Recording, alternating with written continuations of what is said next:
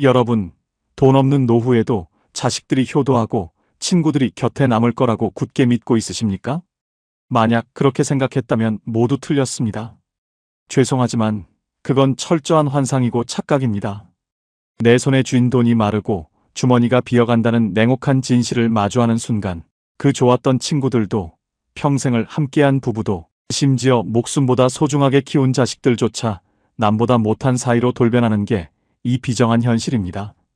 겉보기엔 수도권에 30평짜리 아파트 한 채 명의를 쥐고 있으니 남들은 노후 준비 끝났다며 부러워할지 모릅니다. 하지만 실상은 당장 내일 쓸 10,000원짜리 한 장이 없어 가슴을 졸이고 돈 때문에 얼굴만 보면 원망을 쏟아내는 아내의 눈치가 보여 새벽같이 집을 나서는 처지라면 과연 그 아파트가 나를 지켜준다고 말할 수 있겠습니까? 저는 평생 공장 생산직으로 기름때 묻혀가며 열심히 살았습니다. 하지만 퇴직금 9천만 원을 큰아들 빌라 전세 자금에 작은아들 빚 갚아주는데 다 퍼주고 나니 제 손엔 고작 텅 빈 통장과 한 웅큼의 약봉지만 남더군요. 지금 살고 있는 경기도 시흥시 정왕동의 오래된 30평 아파트. 현재 매매 시세를 봐야 2억 8천만 원 남짓입니다. 제 이름으로 된 집이 있다는 알량한 자존심 하나로 주택연금도 안 들고 버텼지만 현실은 참혹했습니다. 공장 반장으로 퇴직해 고작 손에 쥐는 제 국민연금 52만 원과 아내의 기초연금 30만 원을 합친 82만 원이 우리 부부 수입의 전부인데 매달 나가는 노후 아파트 관리비와 세금을 빼고 나면 하루 두 끼 밥값조차 빠듯해 한겨울에도 보일러를 끄고 패딩을 입은 채 살아야 했습니다. 돈이 마르니 참 신기하게도 주변 사람들이 가장 먼저 알아채고 하나둘 사라지더군요. 동네 옥구공원 장기판에서도 밥값 10,000원이 없어 슬그머니 자리를 피하는 투명 인간이 되었고 평생의 동반자였던 아내의 입에선 급기야 차라리 혼자 사는 게 낫겠다며 이혼이라는 날카로운 단어가 흘러나오기 시작했습니다. 그런데도 자식 녀석들은 아버지 아파트 있으시잖아요. 정 힘드시면 그 집 담보로 대출받아 쓰세요라며 철저하게 외면하더군요. 내 자식은 달을 거다 굳게 믿고 계십니까? 저도 정왕역 앞을 배회하며 매일 그렇게 믿었습니다. 하지만 내 손에 쥔 현금 칼자루를 자식에게 넘겨주는 순간 부모는 더 이상 기둥이 아니라 치워버리고 싶은 무거운 짐일 뿐입니다. 오늘 이야기는 30평 아파트 껍데기 한 채, 지키려다 알량한 체면 때문에 진짜 거지 같은 노후를 보내게 된 제 피눈물 나는 현실 고발입니다. 여러분은 저처럼 미련 떨다가 노후를 지옥으로 만들지 마시라고 부끄러운 제 치부를 전부 까발려드리겠습니다. 사연 시작하기 전에 구독과 좋아요, 알림 설정은 이 늙은이에게 큰 위로가 됩니다. 새벽 5시면 어김없이 눈이 떠집니다. 알람을 맞춰둔 것도 아닌데 늙은이의 몸은 참 잔인하게도 매일 이 이른 시간에 저를 잠에서 깨워내더군요. 눈을 뜨자마자 가장 먼저 느껴지는 건 가슴 위에 묵직한 돌덩이 하나가 얹혀있는 듯한 답답함입니다. 그리고 사방에서 사정없이 밀려드는 이 서늘한 냉기 때문에 저절로 몸이 움츠러듭니다. 가만히 천장을 바라보고 있으면 어슴푸레한 어둠 속에서 벽지가 누렇게 바랜 자리에 시선이 멈추곤 합니다. 예전 같으면 주말에 도배지라도 사다가 싹 새로 발랐을 텐데 이제는 그저 멍하니 바라만 볼 뿐입니다. 당장 내 몸 하나 건사할 돈이 없는데 집구석 인테리어가 다 무슨 소용인가 싶어 손뗄 엄두조차 나지 않는 게 솔직한 심정입니다. 습관처럼 베개 옆에 둔 휴대폰을 집어들었습니다. 화면을 켜고 돋보기를 코끝에 걸친 채 숨을 죽이며 은행 앱을 누릅니다. 매일 아침 제가 눈을 뜨자마자 가장 먼저 하는 일입니다. 혹시나 하룻밤 사이에 나라에서 무슨 돈이라도 잘못 입금되지 않았을까, 아니면 자식 녀석들이 마음을 고쳐먹고 단돈 몇만 원이라도 보냈을까 하는 미련한 기대 때문입니다. 하지만 떨리는 손가락으로 비밀번호를 누르고 마주한 화면은 늘 한결같더군요. 540만 원. 그 숫자를 마주하는 순간 가슴 깊은 곳에서부터 찬바람이 쌩하고 불어옵니다. 예전 같으면 한 달 생활비나 될까 말까. 그저 통장에 늘 박혀있던 비상금 정도로 여겼을 그 돈이 지금 71가 된 제가 가진 전 재산입니다. 평생을 공장에서 잔업의 특근까지 해가며 치열하게 살았는데 내 청춘을 다 바쳐 쥔 모든 것이 고작 이 숫자 하나라니 참으로 기가 막히고 허망할 뿐이었습니다.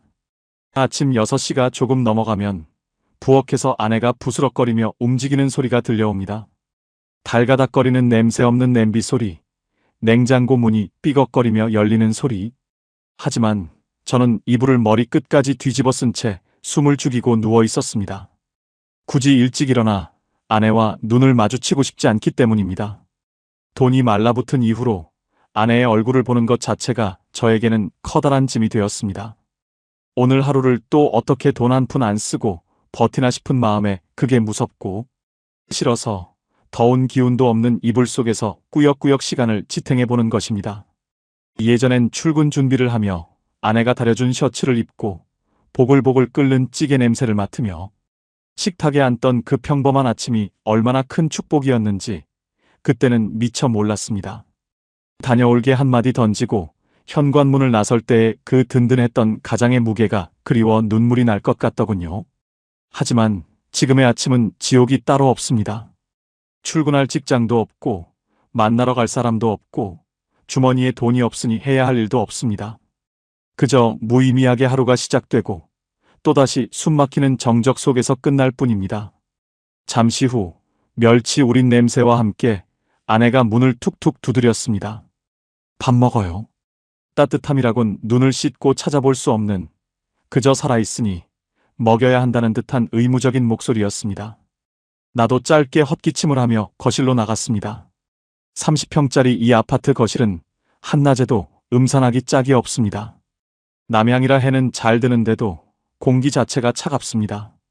매달 나오는 가스비 고지서가 무서워 보일러 외출 버튼을 눌러놓고 살기 때문입니다. 아내는 벌써 몇 년째 겨울이면 거실 한복판에 낡은 방안 텐트를 쳐놓고 안방 대신 그 속에 이불을 깔고 잡니다. 이른이 넘은 노부부가 내 집을 놔두고 거실 텐트 속에서 패딩을 입고 새우잠을 자는 꼴이라니 참 기가 막힐 노릇이었습니다. 식탁에 마주 앉았지만 대화는 없었습니다. 밥상 위에 올라온 거라곤 마트 마감 세일 때 3,000원 주고 산 시든 멸치볶음과 허연 두부조림, 그리고 물기 없는 김치 한 보울이 전부였습니다. 숟가락과 젓가락이 사기 그릇에 부딪히는 딱딱한 소리만 적막한 거실을 채우더군요. 이 집에서 다정한 대화가 사라진 지도 벌써 3년은 넘은 것 같습니다. 제가 퇴직금을 자식들에게 다 털어넣고 남은 연금이 바닥을 보이기 시작하면서부터 우리 부부의 언어는 날카로운 가시가 되었습니다. 꾸역꾸역 밥을 한술 떠넣는데 아내가 씹던 밥을 멈추고 툭 내뱉었습니다. 이번 달 관리비 고지서 나왔대요. 노후 아파트라 그런지 수선 충당금인지 뭔지 또 올라서 32만 원이래요. 겨울 난방비까지 합치면 다음 달엔 40만 원도 넘을 텐데 당신 어떻게 할 생각이에요? 목구멍에 걸린 밥알이 까칠하게 걸려 넘어가지 않더군요. 내 국민연금 52만 원과 아내의 기초연금 30만 원을 합쳐서 들어오는 돈이 매달 딱 82만 원입니다. 거기서 아파트 관리비로 30몇만 원이 뭉텅이로 잘려나가고 나면 우리 부부에게 남는 돈은 고작 50만 원 남짓입니다. 그 50만 원으로 30날 동안 두 사람 먹고 살 식비에 제 고혈압 약값과 아내의 관절염 파스가, 그리고 간간히 들어가는 병원비까지 감당해야 합니다. 계산기를 아무리 두드려봐도 도무지 답이 나오지 않는 상황이었습니다. 어떻게 하긴 어떻게 해? 내 연금 들어오면 날짜 맞춰 빠져나가겠지. 내 퉁명스러운 대답에 아내가 숟가락을 탁 내려놓았습니다. 말이 쉽지. 세금 내고 나면 이번 달엔 고기 한 점 못 먹는 거 당신 몰라요? 2억짜리 아파트 한 채 쥐고 있으면 뭐 하냐고요? 당장 쓸 돈이 없어서 하루 두 끼를 라면이랑 물 탄 밥으로 때우고 있는데 내 친구 순이미는 지난달에 자식들이 용돈 줘서 온천 여행 다녀왔다는데 나는 이 나이에 계란 한 판 살 때도 손이 떨려서 마트를 몇 바퀴씩 돌아요. 당신 이거 진짜 사람 사는 거 맞아요? 아내의 원망 섞인 불통에 저는 아무 대꾸도 하지 못했습니다. 아니, 고개를 숙이고 밥그릇만 쳐다봐야 했습니다. 아내의 말이 하나도 틀린 게 없었으니까요. 저 역시 뉴스에서 노후 빈곤이니 하우스푸어니 하는 말이 나올 때만 해도 그저 준비 없이 늙어버린 철없는 남들의 이야기인 줄로만 알았습니다. 2억 8천만 원짜리 정왕동 아파트 주소지를 쥐고 있는 내가 정작 주머니엔 단돈 10,000원이 없어서 쩔쩔매는 진짜 상거지가 될 줄은 꿈에도 몰랐던 것입니다. 돈이 마르니 배고픈 것보다 더 무서운 건 세상에서 내 존재가 지워져가는 과정이었습니다. 열심히 살았다고 자부했는데 새벽부터 밤늦게까지 공장 기계 소음 속에서 청춘을 다 바쳤는데 내 손에 남은 게 고작 540만 원짜리 통장과 냉골 아파트뿐이라는 현실이 온몸을 시리게 파고들었습니다. 어디서부터 잘못된 건지 아직은 인정하고 싶지 않지만 이 비참한 현실은 매일 아침 저를 잔인하게 짓누르고 있었습니다.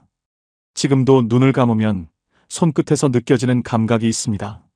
40년 가까이 시흥 정왕동의 작은 기계부품 공장에서 거친 쇠붙이를 만지며 살았던 세월입니다.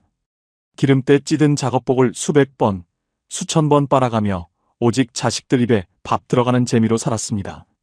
잔업의 특근을 밥 먹듯 하느라 왼손 검지와 중지, 손가락 한마디씩이 기계에 물려 잘려나가는 사고를 당했을 때도 저는 병원 침대에 누워 울지 않았습니다. 병원비보다 당장 내일부터 일을 못 나가서 우리 아이들 학원비가 밀리면 어쩌나 그 걱정뿐이었습니다.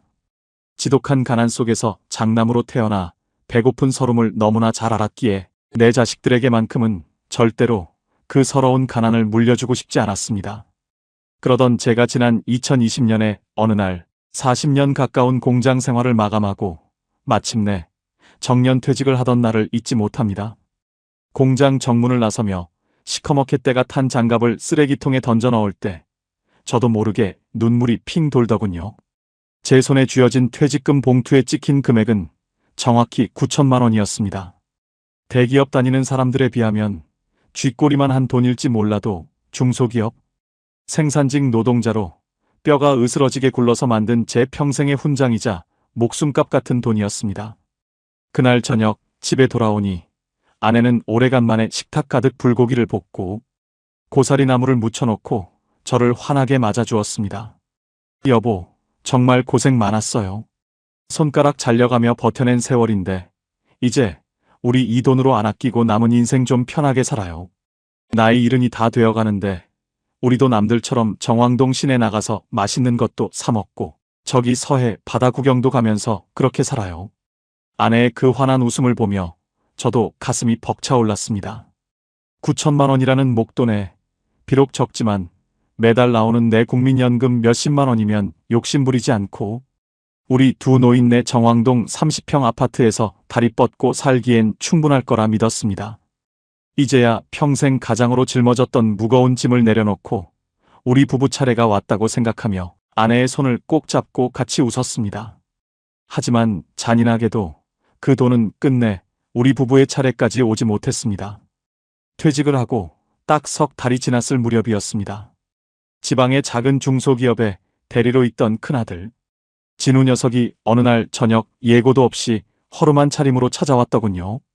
평소에는 명절이 아니면 먼저 전화 한 통 없던 녀석이 안방 문을 열고 들어서자마자 제 앞에 무릎을 털썩 꿇는 것이었습니다. 아버지, 한 번만 살려주세요. 이번에 전세 계약이 만료됐는데 집주인이 전세 보증금을 갑자기 5천만 원이나 올려달라고 합니다. 당장 돈을 안 구하면 아이들 데리고 길바닥에 나앉게 생겼어요. 회사 대출도 다 막혔고 제 신용으로는 은행에서 단돈 100만 원도 안 나옵니다. 아버지 퇴직금 받으신 거 있다는 얘기 들었습니다. 제발 한 번만 보태주세요. 3년 안에 주식 정리해서 무조건 이자까지 쳐서 갚겠습니다. 눈물을 뚝뚝 흘리며 바닥에 머리를 찢는 장남의 모습을 보는데 가슴이 미어지는 것 같았습니다. 옆에서 지켜보던 아내는 벌써 가슴을 쥐어뜯으며 눈물바람을 시작하더군요. 자식이 당장 길바닥에 나앉게 생겼다는데 어떤 부모가 내 노후 자금 아깝다고 그 돈을 주머니에 움켜쥐고 모른 척할 수 있겠습니까? 피땀 어린 퇴직금 9천만 원 중 무려 5천만 원이라는 거금을 그 자리에서 약속하고 다음날 정왕역 앞 은행으로 달려가 송금을 해주었습니다. 큰아들은 제 손을 잡고 세상에서 아버지가 가장 위대하다며 펑펑 울었고 그 모습을 보며 저도 부모로서 도리를 다했다는 묘한 자부심에 취해 있었습니다. 미련하게도 그 돈이 내 노후를 무너뜨릴 첫 번째 도미노였다는 사실을 그때는 전혀 몰랐습니다. 비극은 거기서 끝나지 않았습니다. 큰아들에게 거금을 떼어준 지 불과 1년 만에 이번엔 계약직 영세 직원으로 일하던 작은아들 진영이가 사고를 쳤습니다. 친구와 함께 어설프게 인터넷 쇼핑몰을 하겠다고 사채와 카드론을 끌어다 쓰다가 빚만 수천만 원을 지고 신용불량자가 되기 직전이라며 밤중에 집으로 도망쳐온 것입니다. 형은 장남이라고 전세자금으로 5천만 원이나 해주셨으면서 나는 자식도 아닙니까? 나 이대로 신용불량자 되면 직장도 잘리고 평생 막장으로 살아야 해요. 아버지 정왕동 집도 있으신데 남은 퇴직금 좀 주시면 안 돼요? 공부 잘한 형만 자식이고 공장 다니는 나는 자식도 아니냐고요. 작은아들의 입에서 나온 그 독한 원망의 화살이 제 가슴에 꽂히는 순간 정신이 아득해졌습니다. 형은 해줬는데 너는 안 된다는 그 냉정한 소리가 부모로서 차마 입 밖으로 나오지 않더군요. 결국 남은 퇴직금 4천만 원마저 작은아들의 사채 빚을 막아주는데 털어넣었습니다. 평생 손가락 두 마디를 잃어가며 공장에서 번 제 청춘의 결과물 9천만 원이 단 1년 반 만에 자식놈들 밑 빠진 독 속으로 썰물처럼 빠져나가 버린 것입니다. 그뿐만이 아니었습니다. 녀석들은 그것도 모자라 주말마다 아이들을 데리고 찾아와 아버지, 차가 너무 낡아서 애들 태우고 다니기 위험하다. 애들 학원비가 밀렸다며 은근히 손을 벌렸습니다. 그때마다 저는 통장에 남아있던 푼돈 적금이며 아내가 혹시 모를 병원비로 쓰려고 장롱, 깊숙이 숨겨두었던 쌈짓돈까지 탈탈 털어 녀석들의 주머니에 쥐어주었습니다. 자식들 앞길 열어주고 번듯하게 살게 돕는 것이 부모가 해야 할 가장 중요하고 숭고한 임무인 줄로만 알았습니다. 그렇게 다 퍼주고 나면 나중에 우리가 늙고 병들었을 때 자식들이 효도하며 우리 부부의 노후를 당연히 돌봐줄 거라 굳게 믿었습니다. 하지만 자식들에게 돈을 다 퍼주고 난 지금 제 손에 남은 건 대출은 없지만 언제 무너질지 모르는 오래된 2억 8천만 원짜리 아파트 한 채와 고작 540만 원뿐인 텅 빈 통장입니다. 가끔 텅 빈 거실에 가만히 앉아 있으면 억울하고 서러운 생각이 밀려와 밤잠을 설칩니다. 그때 자식들이 아무리 울고불고 매달려도 내 목숨값인 퇴직금 절반만큼은 악착같이 숨겨두었거나 아예 단돈 1원 한 푼 주지 않았다면 지금의 내 처지가 이렇게 비참했을까? 돈이 있을 때는 든든한 기둥이자 세상에서 가장 위대한 부모였던 존재가 돈이 바짝 마르는 순간 자식들의 인생에 걸림돌이 되는 무거운 짐짝이 되어버리는 이 서글프고 비정한 현실. 자식에게 내 삶의 통제권과 현금이라는 칼자루를 송두리째 넘겨준다는 게 얼마나 무서운 일인지 그때는 정말 미련하게도 알지 못했습니다. 기둥도 아니고 부모 대접도 받지 못하는 그저 아무것도 아닌 무능력한 늙은이가 되어버린 제 모습이 참으로 쓸쓸하고 서글플 뿐입니다. 아침 6시. 바깥은 아직 어스름한 새벽빛이 채 가시지 않아 어둡고 차갑습니다. 70이 넘은 늙은이가 이 시간에 갈 곳이 어디 있겠습니까? 하지만 저는 오늘도 외투깃을 바짝 여민 채 서둘러 현관문을 나섭니다. 구두 주걱이 현관 바닥에 부딪혀 자그만 소리라도 날까봐 낡은 운동화 뒤축을 구겨 신으며 고양이 걸음으로 살금살금 문을 닫았습니다. 돈이 마른 이후로 이 집 구석은 제게 집이 아니라 거대한 바늘 방석이 되어버렸습니다. 눈만 뜨면 관리비가 얼마네, 약값이 얼마네 하며 한숨을 쉬는 아내와 식탁에 마주 앉아 있는 것 자체가 숨이 막혀 견딜 수가 없기 때문입니다. 가장이라는 자가 주머니에 단돈 10,000원짜리 한 장이 없으니 아내의 눈빛만 봐도 죄인이 된 것처럼 가슴이 쿵쾅거리고 기가 죽습니다. 그 눈치를 보는 게 무섭고 섭섭해서 차라리 살을 에이는 새벽바람을 맞을지언정 무작정 밖으로 뛰쳐나오는 것입니다. 아파트 단지를 빠져나와 10분쯤 걸어가면 시흥 정왕동의 정왕역 중심 상가가 나옵니다. 이른 아침에 상가 거리는 밤새 취객들이 버리고 간 쓰레기와 차가운 콘크리트 바닥에서 올라오는 서늘한 한기뿐입니다. 주머니에 손을 찔러 넣은 채 갈 곳 없는 발걸음으로 정왕역 주변을 뱅뱅 돕니다. 예전 공장 다닐 때는 이 시간에 역 앞 화려한 대형 커피 전문점에 들어가 뜨끈한 아메리카노 한 잔을 시켜놓고 스마트폰으로 뉴스를 보며 당당하게 하루를 시작했었습니다. 네온 사인이 번쩍이는 그 카페 통유리 너머로 출근하는 사람들을 바라볼 때의 그 여유가 그때는 숨 쉬는 것처럼 당연한 제 권리인 줄 알았습니다. 하지만 지금은 그 카페 문턱을 넘는 것 자체가 두려운 공포입니다. 돋보기를 쓰고 멀리서 슬그머니 바라본 메뉴판의 커피 가격은 4,500원. 기가 막히더군요. 커피 한 잔에 4,500원이라니. 그 돈이면 마트에서 기획 상품으로 나오는 라면 한 번에 5봉지짜리 한 번들을 사고도 남는 돈입니다. 우리 부부가 이틀 동안 찌개 끓여 먹을 두부와 콩나물을 살 수 있는 거금입니다. 4,500원짜리 커피 잔을 들고 의자에 앉아있을 자격이 내게는 이제 없다는 생각이 들자 가슴 한 구석이 아릿하게 쓸려 내려갔습니다. 내가 40년을 공장에서 손가락 잘려가며 일했는데 늙어서 커피 한 잔 내 돈 주고 마음 편히 못 마시는 처지가 되었다는 게 도저히 믿기지 않았습니다. 결국 화려한 카페 유리를 등지고 제가 발걸음을 옮긴 곳은 역전 구석에 있는 자그만 편의점이었습니다. 유리문이 열릴 때 나는 맑은 벨 소리가 오늘따라 왜 이리 초라하게 들리는지 모르겠습니다. 온종일 이 좁은 매장을 지키느라 피곤해 보이는 젊은 아르바이트생의 눈치를 슬금슬금 보며 온수기 옆에 놓인 가장 저렴한 1,500원짜리 캔커피 하나를 집어들었습니다. 계산대로 향하는 제 손이 나도 모르게 주춤거렸습니다. 주머니에서 100원짜리 동전 몇 개와 구겨진 1,000원짜리 한 장을 꺼내어 바닥에 내려놓는데 얼굴이 화끈거려 고개를 들 수가 없더군요. 편의점 구석에 마련된 좁은 간이 의자에 엉덩이를 걸치고 앉아 차가운 캔커피를 두 손으로 감싸 쥐었습니다. 온수기에서 나오는 뜨거운 김을 쬐며 캔을 따는데 칙하는 소리가 마치 제 처지를 비웃는 소리 같았습니다. 달콤하고 씁쓸한 커피를 한 모금 삼키며 유리창 밖을 내다보았습니다. 두꺼운 패딩을 입고 가방을 맨 젊은이들이 활기찬 걸음으로 정왕역 계단을 바쁘게 뛰어 올라가고 있었습니다. 저들에게는 오늘 하루가 가야 할 목적지가 있고 한 달 뒤면 꼬박꼬박 찍힐 월급 통장이 있겠지요. 불과 몇 년 전까지만 해도 나도 저 무리 속에서 가장 당당한 가장이었는데 지금은 주머니에 단돈 몇천 원이 없어 편의점 구석에 웅크리고 앉아있는 신세가 되었습니다. 캔커피가 식어갈 때쯤 아는 사람이라도 지나갈까봐 덜컥 겁이 났습니다. 정왕동에서 30년 가까이 살다 보니 공장 시절 함께 일했던 동료들이나 동네 이웃들을 길거리에서 마주치는 일이 종종 있기 때문입니다. 어이, 한 반장. 이 아침에 여기서 뭐하고 있어? 하고 아는 척이라도 해오면 주머니에 돈 없는 내 초라한 민낯을 들킬까봐 가슴이 철렁 내려앉습니다.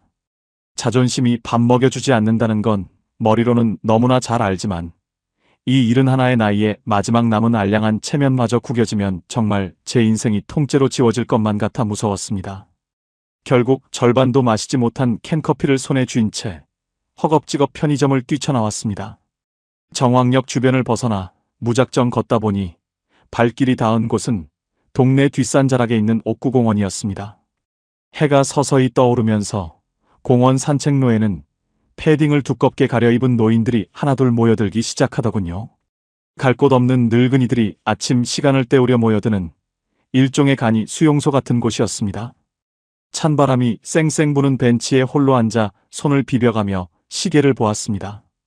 이제 겨우 아침 8시 반. 집에 다시 들어가려면 적어도 점심시간은 지나야 합니다. 집에 있으면 텔레비전 채널 소리 하나에도 아내가 전기세 무서운 줄 모른다며 눈총을 주기 때문입니다. 문득 주머니 속 휴대폰이 징하고 울렸습니다. 깜짝 놀라 서둘러 확인해보니 자식 녀석들이 아니라 스팸 광고 문자였습니다. 혹시나 하는 마음에 통화 내역을 올려다 보았습니다. 큰아들 진우 녀석의 이름이 적힌 마지막 통화 날짜는 벌써 석 달 전이었습니다.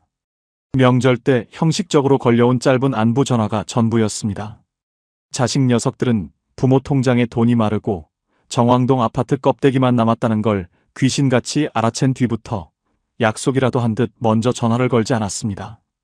혹시라도 늙은 부모가 돈 달라는 소리, 아프다는 소리를 할까봐 원천 차단해버린 것이죠. 손끝이 시려오고 다리가 저려왔지만 저는 벤치에서 일어날 수 없었습니다. 여기서 일어서면 정말로 갈 곳이 없었으니까요. 30평짜리 4명의로 된 아파트를 버젓이 정왕동에 두고도 정작 주인인 나는 오늘 아침 4,500원짜리 커피 한 잔의 여유를 누리지 못해 이 차가운 공원 벤치에 유배당하듯 앉아 있어야 하는 이 모순된 현실. 부동산 시세가 2억이 넘으면 뭐하고 집 평수가 30평이면 뭐하겠습니까? 당장 주머니에 들어오는 현금이 없으니 나는 그저 화려한 감옥에 갇힌 거지와 다름없었습니다. 텅 빈 공원 하늘을 바라보며 깊은 한숨과 함께 하얗게 바래져가는 입김을 멍하니 바라볼 뿐이었습니다. 오전 11시가 넘어가면 시흥 정왕동 옥구공원 한편에 있는 정자 주변은 동네 노인들로 북적거리기 시작합니다. 사방이 뻥 뚫려 있어서 시린 칼바람이 그대로 들이치는데도 갈 곳 없는 늙은이들은 두꺼운 패딩 지퍼를 목 끝까지 올린 채 장기판 주변으로 겹겹이 에워쌉니다. 저 역시 그 틈바구니에 끼어들어 남들이 두는 장기판을 멍하니 들여다보곤 했습니다. 30년 넘게 이 동네에 살면서 얼굴을 익힌 공장 시절 동료들이나 동네 이웃 67명이 꼬박꼬박 모이는 유일한 아지트였기 때문입니다. 주머니에 돈이 마르기 전까지만 해도 이 하루 두세 시간의 모임은 정년 퇴직 후 무기력해진 제 인생을 버티게 해주는 유일한 낙이자 가장 당당한 숨구멍이었습니다. 하지만 지갑이 얇아지고 나니 참 잔인하게도 이 소박했던 장기판에서도 보이지 않는 경제적 계급과 냉혹한 서열이 뚜렷하게 남이더군요. 예전엔 다들 비슷비슷하게 공장 다니고 땀 흘리던 처지였는데 늙어서 자식들에게 돈을 어떻게 쥐어주었느냐, 내 수중에 현금을 얼마를 쥐고 있느냐에 따라 대접이 하늘과 땅 차이로 갈라졌습니다.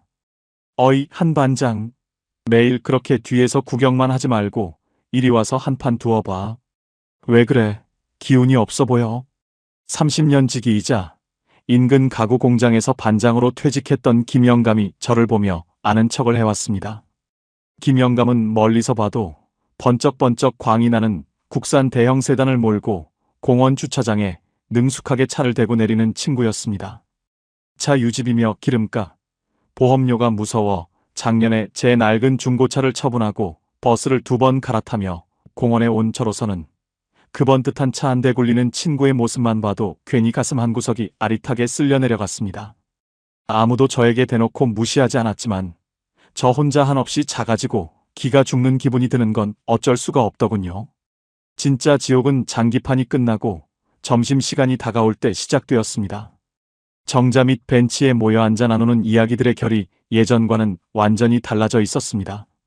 처음엔 날씨 얘기나 건강 얘기로 좋게 시작하지만 어느 순간부터는 은근슬쩍 자식 자랑과 돈 얘기가 끼어들기 시작합니다. 나는 퇴직할 때 공장 지분을 조금 받아둔 게 있어서 지금도 매달 150만 원씩 꼬박꼬박 통장에 들어오거든. 거기다 국민연금 합치면 영감탱이 둘이 쓰기엔 넘쳐서 골치야. 요새는 주말마다 서해안으로 주꾸미 낚시 다니는 재미로 살아. 한 친구가 아무렇지도 않게 툭 내뱉으면 옆에 있던 이 영감이 기다렸다는 듯 말을 받으며 자식 자랑에 시동을 걸었습니다. 그건 아무것도 아니야. 나는 이번에 우리 큰놈이 대기업에서 과장으로 승진했다고 명절 부모 용돈으로 100만 원을 보냈더라고. 받기가 미안해서 돌려주려니까 아버지는 제발 돈 쓸 걱정이나 하지 말고 건강하게만 있으래. 얼마 전엔 우리 부부 안면도 온천 호텔까지 풀코스로 예약해줘서 뜨끈하게 지지고 왔다니까. 안면도 온천 여행이라. 저는 그 화려한 자랑들 틈에서 아무 말도 하지 못한 채 고개를 푹 숙이고 낡은 운동화 코끝만 쳐다보았습니다. 한 반장은 어때? 큰아들이 저기 화성 쪽에서 자리 잡았다고 했잖아. 요새 연락 자주 오나? 김영감이 악의 없이 던진 그 한마디가 제 가슴에 시퍼런 송곳처럼 날카롭게 박혔습니다. 석 달 전 명절 때 돈 없다며 주담대나 알아보라던 큰아들의 차가운 목소리가 귓전을 때리는데 부끄러워서 차마입이 떨어지지 않더군요. 아, 예. 뭐 지들 살기 바쁘니까요. 다 똑같죠 뭐. 말끝을 흐리며 억지 웃음을 짓는 제 입술이 파르르 떨렸습니다. 자식이 차를 바꿔줬다는 친구, 명절마다 두둑한 용돈을 받는다는 친구들 사이에서 단돈 10,000원짜리 한 장이 없어 손을 벌벌 떠는 저는 그저 살아있는 유령이나 다름없었습니다. 자, 장기도 다 뒀는데 오늘 점심은 저기 역 앞에 새로 생긴 뜨끈한 순대국밥집으로 가지. 내가 한턱 낼 테니까 다들 따라와. 김영감이 당당하게 지갑을 꺼내 보이며 소리를 질렀습니다. 노인네들 67명이 우르르 일어서며 신나게 걸어가는데 저는 차마 그 걸음을 따라갈 수가 없었습니다.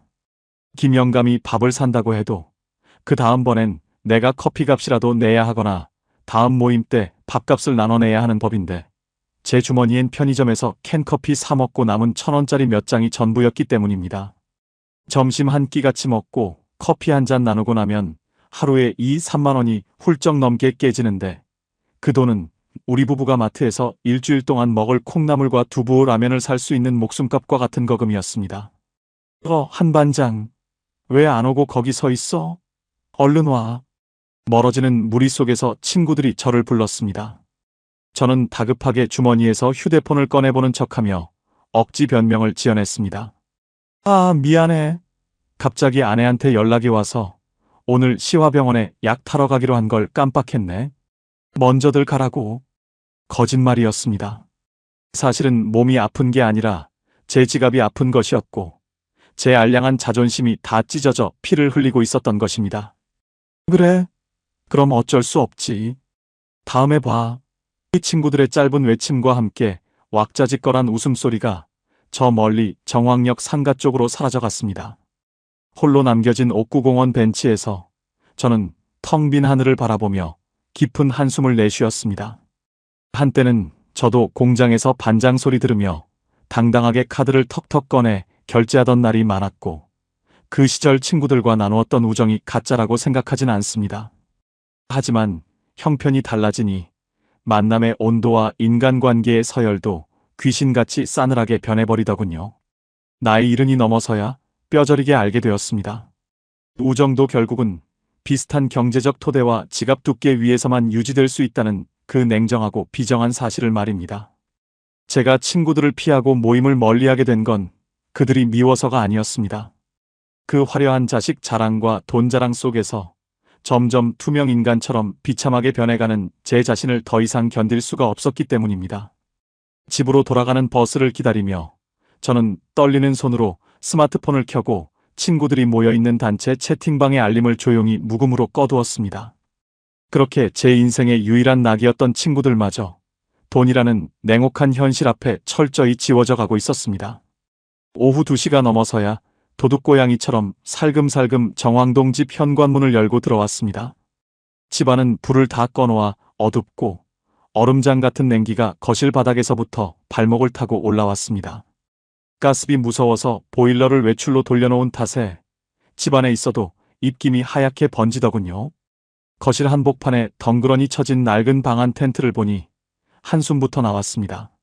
70이 넘은 나이에 내 집 두고 거실 텐트 속에서 솜니불을 2개씩 덮고 자야 하는 이 신세가 참으로 처량했습니다. 부엌으로 가니 아내가 식탁에 홀로 앉아 돋보기를 쓰고 가계부를 들여다보고 있었습니다. 제 발소리를 들었을 텐데도 고개 한번 돌리지 않더군요. 돈이 마른 이후로 이 집 구석에서 흐르는 침묵은 단순한 정적이 아닙니다. 언제 터질지 모르는 시한폭탄 같은 숨막히는 긴장감입니다. 아내의 등 뒤로 다가가 낡은 냉장고 문을 열 때 그 웅웅거리는 모터 소리조차 제 가슴을 덜컥 내려앉게 만듭니다. 냉장고 안을 채우고 있는 건 유통기한 임박해서 반값 세일할 때 사온 두부 한 모와 시든 파 몇 뿌리, 그리고 반찬통 구석에서 말라가는 멸치볶음이 전부였습니다. 어디 가서 밥은 얻어먹고 다녀요?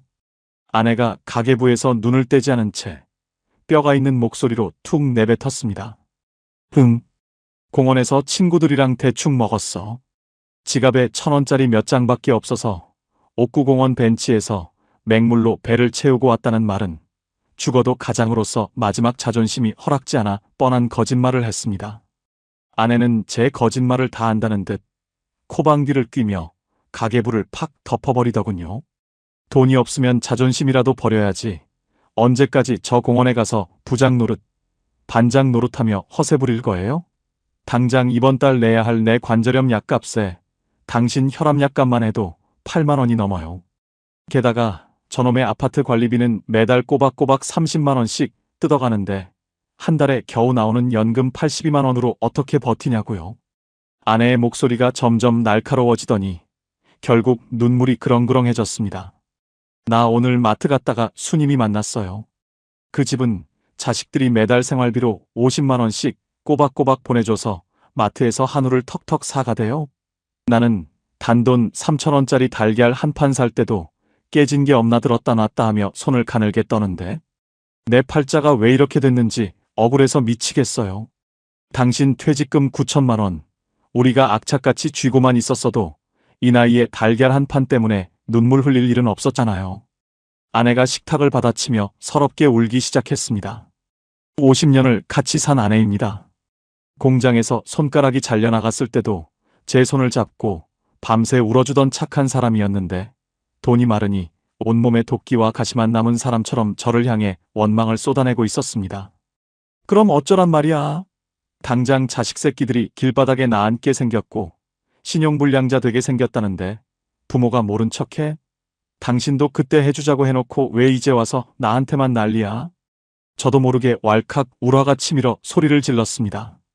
가슴속 깊은 곳에 뭉쳐있던 비참함과 억울함이 분노로 터져나온 것입니다. 내가 언제 다 퍼주자고 했어요? 절반만 도와주고 나머지는 우리 노후로 남겨두자고 했지.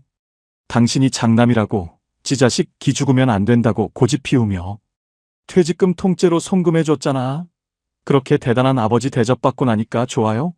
지금 걔들이 우리한테 단돈 10만 원이라도 보내줘요. 전화 한 통 먼저 오기를 해요. 아내의 말은 송곳이 되어 제 가슴을 사정없이 후벼 팠습니다. 맞는 말이기에 반박할 수가 없어서 더 화가 나고 미칠 것 같았습니다. 그날 저녁 식탁은 그야말로 얼음장 같았습니다. 물을 가득 타서 양을 늘린 밍밍한 계란찜 하나와 허연 두부 2조각이 전부인 밥상. 우리 부부는 마주 앉았지만 숟가락이 그릇에 부딪히는 딱딱한 소리 외엔 단 한마디도 섞지 않았습니다. 예전엔 밥상머리에서 자식들 커가는 얘기, 손주들 재롱 부리던 얘기로 웃음꽃이 피던 거실이었는데 이제는 서로의 무능함을 비추는 잔인한 거울이 되어버렸습니다. 밤 9시가 넘어가자 아내는 차가운 안방 대신 거실에 처진 방한 텐트 속으로 휜 이불을 뒤집어 쓰고 들어가 버렸습니다. 좁은 텐트 저편에서 아내가 어깨를 들썩이며 헥헥 느끼는 소리가 적막한 거실에 가득 울려 퍼졌습니다. 저는 안방 침대에 홀로 누워 눈만 끔벅이며 천장을 바라보았습니다. 돈이 있을 때는 그렇게 다정하고 든든했던 부부관계가 내 지갑이 마르고 통장 잔고가 바닥을 드러내는 순간 이렇게 처참하게 금이 가고 깨질 줄은 정말 몰랐습니다. 50년의 세월과 사랑이 무슨 소용이 있겠습니까? 당장 내일 먹을 쌀통이 비어가고 약값 5만 원이 없어서 절절매는 비정한 현실 앞에서는 그 고귀했던 부부의 정마저 차갑게 얼어붙어 메말라갈 뿐이었습니다. 어두컴컴한 냉골 방 안에서 저는 아내의 울음소리를 못 들은 척 귀를 막으며 뼈저린 비참함에 밤새 눈물을 흘려야 했습니다. 인생에서 가장 무서운 순간은 돈이 마르는 순간이 아니었습니다. 주머니가 완전히 비어버린 그 처참한 타이밍에 야속하게도 내 몸과 건강까지 약속이라도 한 듯 동시에 무너져 내리는 바로 그 순간이었습니다. 지난달 중순 정왕동에 유난히 짓궂은 늦은 밤바람이 불던 날이었습니다. 거실 방안 텐트 속에서 자고 있던 아내가 새벽 2시쯤 갑자기 거친 숨을 몰아쉬며 저를 불렀습니다. 놀라서 전기불을 켜보니 아내의 얼굴이 핏기 하나 없이 하얗게 질려 있더군요. 몇 달 전부터 무릎과 허리가 끊어질 듯 아프다고 한숨을 쉴 때마다 그놈의 병원비 몇만 원이 무서워 조금 지나면 괜찮아지겠지.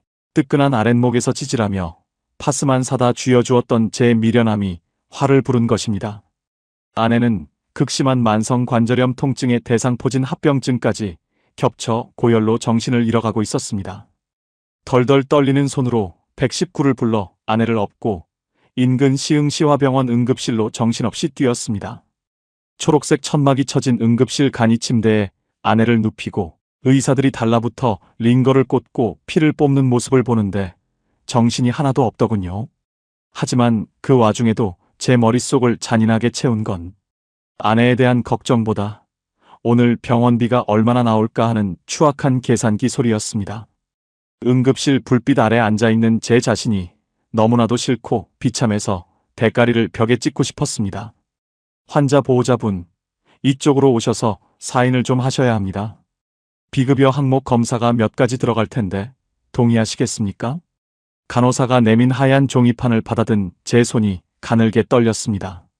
비급여라는 그 세 글자가 71살 노인의 가슴을 시퍼런 도끼처럼 찍어내렸습니다. 예전 공장 다닐 때야 비급여든 뭐든 치료만 잘해달라며 호기롭게 카드를 긁었지만 지금은 그 종이 쪼가리 하나가 내 목숨줄을 죄는 밧줄 같았습니다. 대충 금액이 얼마나 나올까요? 목구멍에서 기어들어가는 목소리로 간신히 묻는 제 얼굴이 화끈거렸습니다.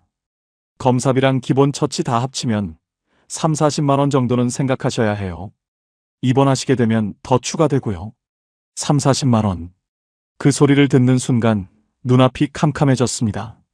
저는 슬그머니 응급실 구석 화장실로 들어가 문을 걸어 잠그고 떨리는 손으로 스마트폰을 켰습니다. 숨을 죽인 채 은행 앱을 누르고 비밀번호를 입력했습니다. 화면에 찍힌 차가운 숫자 542만 원. 평생을 몸바쳐 일한 대가로 내 손에 쥔 마지막 방파제가 오늘 밤 이 응급실 문턱에서 허물어지기 일보 직전이었습니다. 사기를 당한 것도 아니고 노름을 한 것도 아닌데 그저 늙은 부부가 하루하루 아프고 먹고 버텨낸 세월의 무게 때문에 돈이 모래성처럼 사라지고 있었습니다. 눈물이 왈칵 쏟아져 세면대 물을 틀어놓고 얼굴을 거칠게 씻어내야 했습니다. 결국 날이 밝고 응급실 퇴원 수속을 밟을 때 제 손에 쥐어진 명세서에는 정확히 38만 원이 찍혀 있었습니다. 약국에 가서 한 보따리의 약을 타고 아내를 부축해 정왕동 집 거실로 돌아와 눕히고 나니 온몸의 진이 다 빠지더군요. 아내는 침대에 누워 힘없는 목소리로 저를 올려다보았습니다. 여보, 병원비 많이 나왔죠? 미안해요. 내가 안 아파야 하는데. 그 착한 아내가 병원비 때문에 남편 눈치를 보며 미안하다고 우는 모습을 보는데 가슴이 찢어지다 못해 피가 거꾸로 솟는 것 같았습니다. 미안하긴 뭐가 미안해. 아프면 병원 가는 게 당연하지. 당신은 푹 쉬기나 해. 큰 소리를 쳤지만 제 주머니 속 휴대폰에 찍힌 통장 잔고는 이제 500만 원. 선이 턱 밑까지 무너져 내리고 있었습니다. 젊었을 때는 정말 이해하지 못했습니다. 뉴스에서 병원비가 없어서 치료를 포기하거나 동반 자살을 하는 노인들의 사연을 볼 때마다 아무리 그래도 나라에서 도와줄 텐데 왜 저러나 싶었습니다. 하지만 70이 넘어 노후 빈곤의 늪에 직접 빠져보고 나서야 뼈저리게 깨달았습니다. 아프다고 다 병원에 갈 수 있는 게 아니라는 것을요. 병원 문을 열기 전에 내 통장 잔고에 찍힌 숫자를 먼저 확인하고 돈 10,000원에 내 자존심과 목숨을 저울질해야 하는 것이 이 땅에서 돈 없이 늙어버린 노인들이 마주해야 할 냉혹하고 비정한 민낯이었습니다. 그 시린 현실 앞에서 제 마지막 자존심 같았던 540만 원짜리 통장은 소리 없이 무너져 내리고 있었습니다. 통장 잔고가 야금야금 파먹혀 들어가는 걸 보면서 제 수명도 함께 깎여나가는 기분이었습니다. 일주일 동안 꼬박 고민을 하다가 결국 71장의 자존심을 다 내려놓고 휴대폰을 들었습니다. 손가락이 덜덜 떨려서 통화 버튼을 누르기가 왜 이리 무겁고 무섭던지요. 자식들에게 돈 아쉬운 소리를 하느니 차라리 혀를 깨물고 싶었지만 당장 다음 달 아내의 관절염 재활 치료비와 가스비 폭탄을 감당할 길이 없었습니다. 가장 먼저 큰아들 진우 녀석에게 전화를 걸었습니다. 신호음이 대여섯 번 울린 후에야 녀석이 전화를 받더군요. 여보세요? 아버지, 무슨 일이세요? 저 지금 회사에서 회의 들어가야 하는데요. 수화기 너머로 들려오는 목소리가 벌써부터 딱딱하고 건조하게 가라앉아 있었습니다. 무슨 일 있냐는 그 짤막한 질문에 숨이 턱 막혔습니다. 아니, 큰놈아, 바쁜데 미안하다. 다름이 아니고 요즘 생활비가 조금 빠듯해서 말이다. 엄마 병원비도 갑자기 크게 나가고 보니 연금만으로는 도저히 매달 관리비 내기도 힘들구나. 미안한데 매달 딱 10만 원씩만 좀 보태줄 수 있겠니? 제 말이 끝나자마자 수화기 너머로 숨이 막힐 듯한 침묵이 흘렀습니다. 그 몇 초 되지 않는 정적이 저에게는 몇 년처럼 길고 서럽게 느껴지더군요. 이윽고 녀석의 입에서 한숨 섞인 목소리가 튀어나왔습니다. 아버지, 솔직히 말씀드릴게요. 저희 지금 애들 영어 학원비 늘어난 데다가 판교 빌라 대출 이자만 한 달에 100만 원 넘게 나가요. 저도 정말 회사에서 잘릴까봐 죽을 맛입니다. 그리고 아버지, 정왕동에 아파트 있으시잖아요. 명의도 아버지 앞으로 대출 없이 깨끗한데 정 힘드시면 그거 담보로 대출이라도 알아보시는 게 맞죠? 왜 맨날 저한테만 전화를 하셔서 사람 피를 말리십니까? 피가 마른다니. 장가 갈 때 길바닥에 나 앉게 생겼다며 울고불고 매달려서 내 목숨값 같은 퇴직금 5천만 원을 아무 조건 없이 가져갔던 녀석이었습니다. 그때 녀석이 제 손을 잡고 노후는 무조건 책임지겠다며 흘린 눈물이 생생한데 돌아온 대답이 고작 아파트 담보대출을 알아보라는 질책이었습니다. 그래. 바쁜데 미안하다. 일 보거라. 더 들을 힘도 없어서 급하게 전화를 끊어버렸습니다. 차가운 거실 벽에 기댄 채 멍하니 전화를 쳐다보는데 눈물이 주르륵 흘러내렸습니다. 혹시나 하는 마음에 작은 아들 녀석에게도 문자를 남겨봤습니다. 형한테 그런 소리를 들었으니 큰 기대는 안 했지만 사채 빚까지 털어막아준 자식인데 설마 나 몰라라 하겠나 싶었습니다. 하지만 2시간 뒤에 날아온 작은 아들의 문자는 제 가슴을 더 난도질하더군요. 아버지, 저 아직 계약직 신세인 거 아시잖아요. 이번 달 카드값 메우기도 벅차요. 형은 대기업 다니니까 형한테 얘기해보세요. 그리고 아파트 평수도 30평인데 2분 사시기엔 너무 넓은 거 아니에요? 그거 팔고 작은 빌라로 옮기시면 돈 좀 남을 텐데 왜 미련하게 붙들고 계세요? 30년 넘게 공장 기름때 묻혀가며 겨우 장만한 이 30평짜리 아파트를 자식 녀석들은 마치 남의 물건 얘기하듯 아무렇지도 않게 팔아치우라고 짓거리고 있었습니다. 어릴 적 소풍 가던 날 활짝 웃으며 제 목을 끌어안던 그 귀엽던 내 아이들은 어디로 가고 오직 돈과 계산기만 남은 괴물들이 수학기 너머에 살고 있었습니다. 자식의 효도에는 분명한 조건이 있었습니다. 부모가 줄 게 있을 때, 부모 손에 현금이 쥐어져 있을 때만 유효한 임시 계약 같은 것이었더군요. 제 손에서 퇴직금이 마르고 통장이 비어가는 순간부터 자식들에게 저는 그저 언제 손을 벌릴지 몰라 감시해야 하는 무서운 짐짝이자 걸림돌이 되어버린 것입니다. 정왕역 앞 횡단보도에 서서 붉게 변하는 신호등을 바라보며 자식 잘 키우면 노후 걱정 없다던 옛말을 믿은 제 자신을 원망하고 또 원망했습니다. 지금 세상의 효도는 자식들의 인성이 아니라 부모의 통장 잔고에 정확히 비례하는 냉혹한 서리일 뿐이었습니다. 자식들에게 모진 거절을 당하고 나니 제 평생의 자존심이었던 30평 아파트가 제 목을 조르는 밧줄처럼 느껴졌습니다. 주머니에 돈이 마르니 당장 내일 쓸 현금 10,000원이 없어 벌벌 떠는데 시세 2억 8천만 원짜리 명의를 쥐고 있어봐야 그건 숫자에 불과한 껍데기일 뿐이었습니다. 결국 저는 아내와 밤새 머리를 맞대고 울며 결심했습니다. 자식들에게 손 벌리지 않고 우리 손으로 당당하게 굶어 죽지 않으려면 이 정왕동 집을 담보로 맡기고 평생 매달 몇십만 원이라도 나오는 주택연금을 신청하는 것밖에는 답이 없었습니다. 다음 날 아침 아내와 함께 서류를 떼러 가려고 신발끈을 메고 있는데 갑자기 현관 도어락이 요란하게 울리더니 큰아들 진우와 작은아들 진영이가 새파랗게 질린 얼굴로 집 안으로 들이닥쳤습니다. 안부 전화 한 통 없던 녀석들이 귀신같이 소문을 듣고 정왕동까지 한달음에 달려온 것입니다. 아버지, 지금 제정신이세요? 정왕동 집에 주택연금을 신청하신다니요. 그게 어떤 돈인데? 그걸 나라에 통째로 넘기겠다는 겁니까? 큰아들 진우가 거실 한복판에 가방을 내팽개치며 소리를 질렀습니다. 그래요, 아버지. 2억 8천만 원짜리 아파트인데 연금 받아서 몇 년 쓰시다가 돌아가시면 저희한테 남는 건 아예 제로가 되잖아요. 형이랑 저한테 나중에 한 푼이라도 물려줄 생각은 안 하시고 어떻게 부모가 그렇게 이기적이실 수가 있어요? 작은아들 녀석까지 가세해 제 얼굴에 대고 삿대질을 해댔습니다. 71가 된 아버지가 당장 하루 2끼를 라면으로 때우고 약값 5만 원이 없어서 시화병원 응급실에서 눈물을 흘릴 때는 모른 척하던 자식들이었습니다. 자기들 대출 이자 때문에 죽을 맛이라며 단돈 10만 원도 못 보탠다고 등을 돌렸던 녀석들이었습니다. 그랬던 자식들이 부모가 당장 먹고 살려고 남은 아파트 한 채로 연금을 들겠다고 하니 자기들이 나중에 물려받을 유산이 줄어든다며 눈에 불을 켜고 달려들어 부모를 쥐잡듯 잡고 있었습니다. 이 천하의 불효자식 놈들아, 너희가 나한테 매달 10만 원이라도 보태준 적이 있느냐? 엄마가 아파서 쓰러져도 병원비 한 푼 안 내밀던 놈들이 이제 와서 이 집 연금 드는 걸 왜 가로막아? 내가 공장에서 손가락 잘려가며 번 퇴직금 9천만 원 너희가 다 가져갔잖아. 참다 못한 제가 가슴을 쳐가며 피눈물 섞인 고함을 질렀습니다. 그건 그거고 이건 이거죠. 어차피 나중에 저희 줄 집이었잖아요.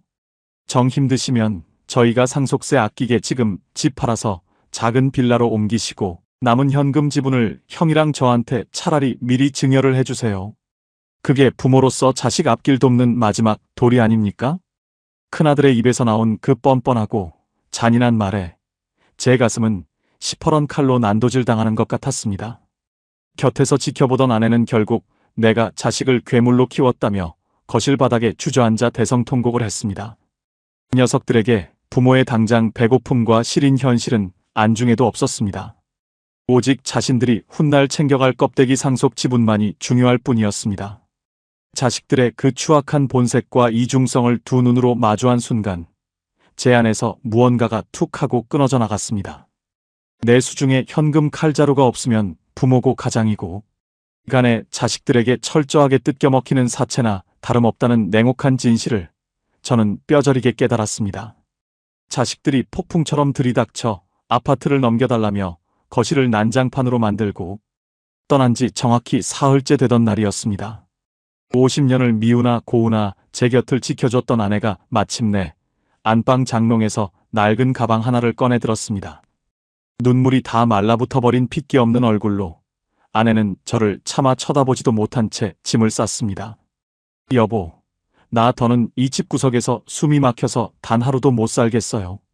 눈만 뜨면 돈 10,000원 때문에 당신이랑 피 터지게 싸워야 하고 목숨보다 귀하게 키운 자식 새끼들은 부모가 굶어 죽든 말든 집 껍데기만 노리고 독사처럼 눈을 부릅뜨고 있는데 내가 여기 더 있다간 미쳐 죽을 것 같아요.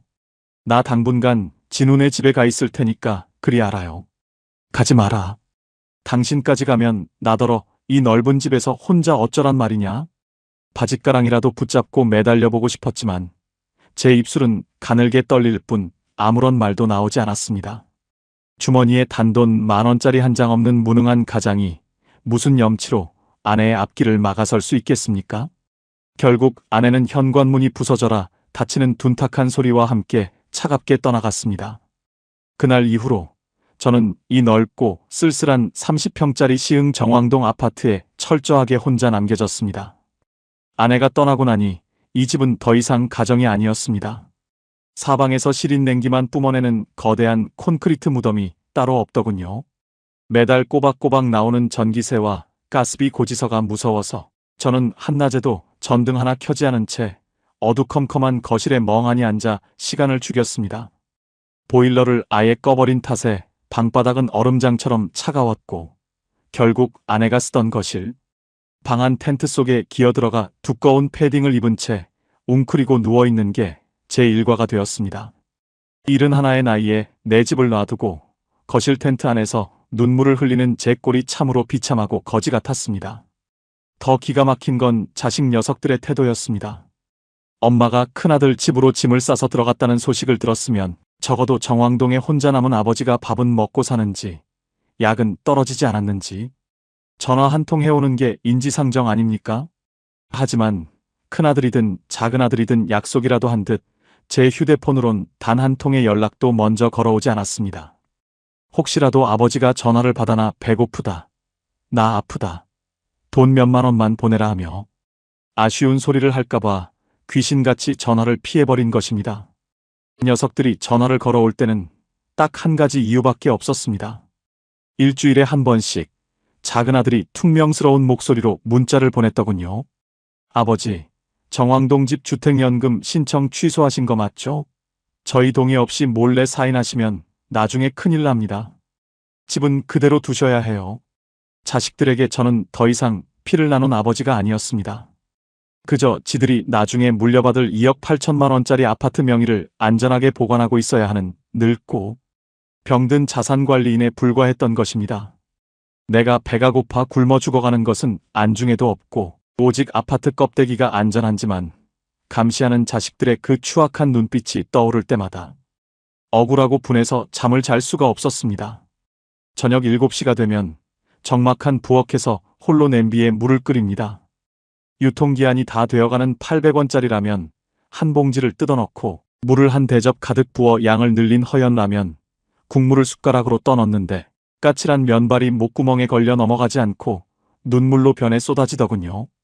겉보기엔 수도권의 30평짜리 아파트 명의를 쥐고 있는 번듯한 노인네 같지만 실상은 오늘 당장 쓸 돈 5천원이 없어 하루 두 끼를 라면과 맹물로 때우는 진짜 산거지의 삶이었습니다.